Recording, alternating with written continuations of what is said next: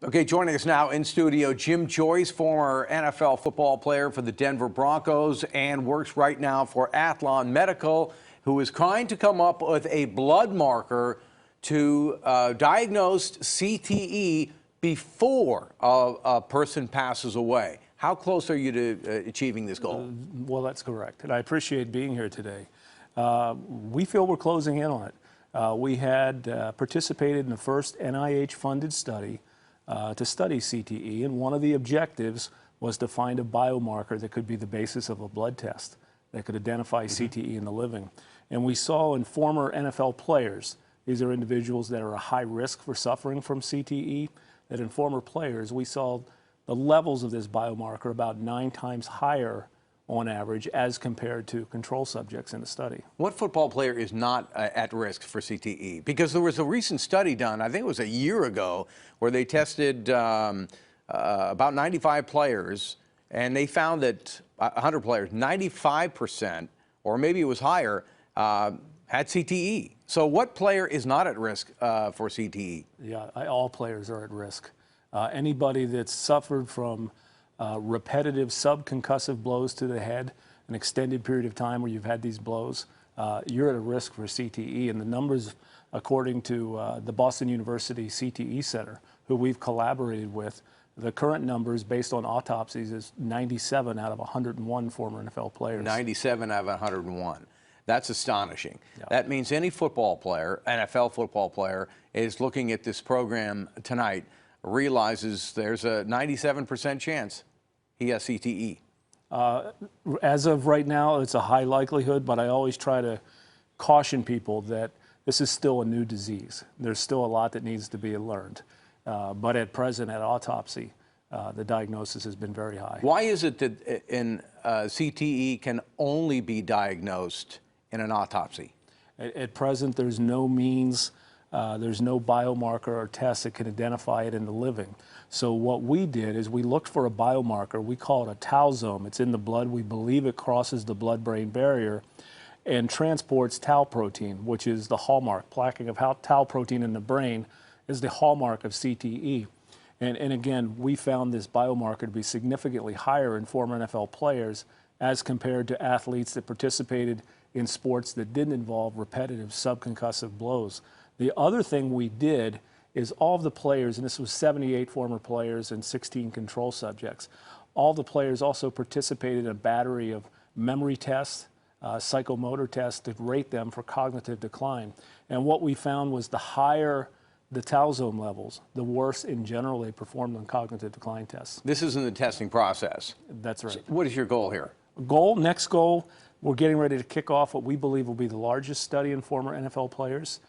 We want to expand our data set, and our goal near term is to establish a correlation between CTE and other neurodegenerative disorders that involve tau protein, such as Alzheimer's.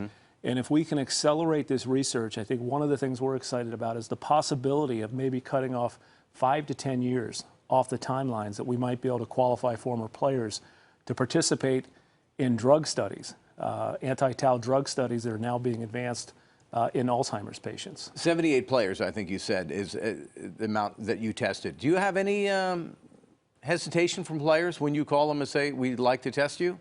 No, I explained to them they need to get back onto the field of play. We need them to participate. There is not a better population to recruit than former NFL players. At present, this disease has never been found in somebody that didn't participate in activities that involve repetitive subconcussive blows. So in our case, the response has been quite good.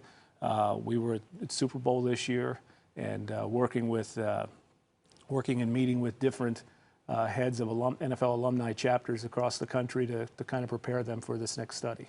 I've been involved with the fight against Alzheimer's for about 17 years. My dad passed away of Alzheimer's, and I've always wondered if they had the test for the chromosome or the genetic or whatever it might be, a biomarker, to get Alzheimer's. I'm not sure that I would take that test.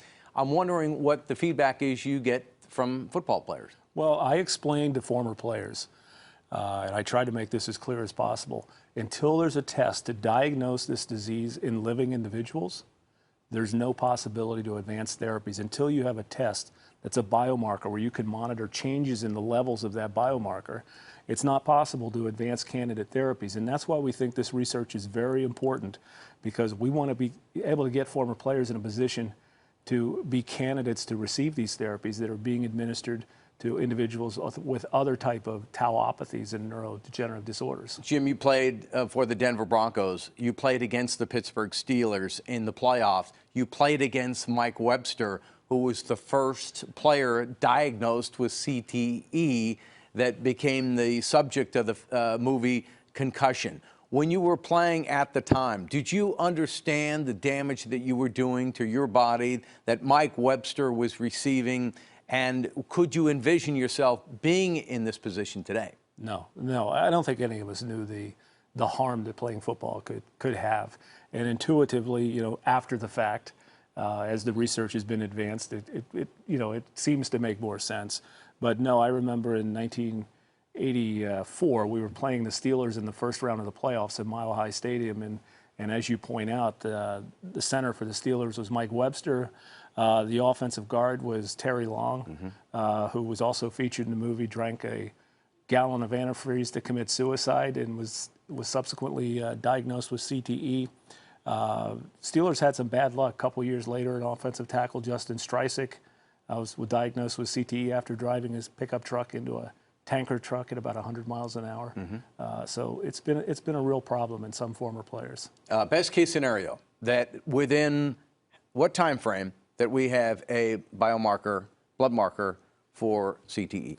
I think if we can continue to reinforce what we've seen already, I think at some time in the next couple of years we can have a biomarker that at first we can point to the fact that it's associated with CTE, and then move that biomarker into formal FDA studies to finally clear it.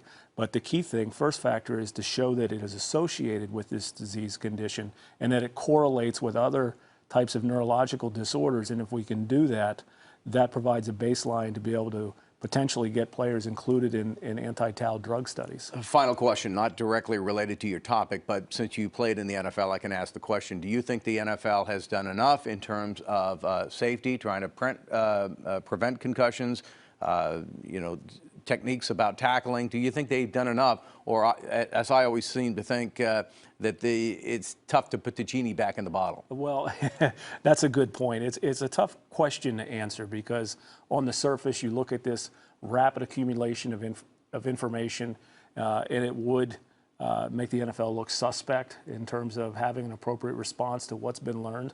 But at the same time, I think there's a viewpoint that perhaps the NFL oftentimes gets too much credit for this disease. If it's a disease that is involved for over long periods of time of suffering from repetitive subconcussive blows, a lot of players, by the time they end up in the NFL, have already been in that position for a decade or more. Okay. Jim Joyce, Aethlon Medical in San Diego, thanks a lot. Good luck. Thank Very important research. Good luck to you. Thank you. My pleasure.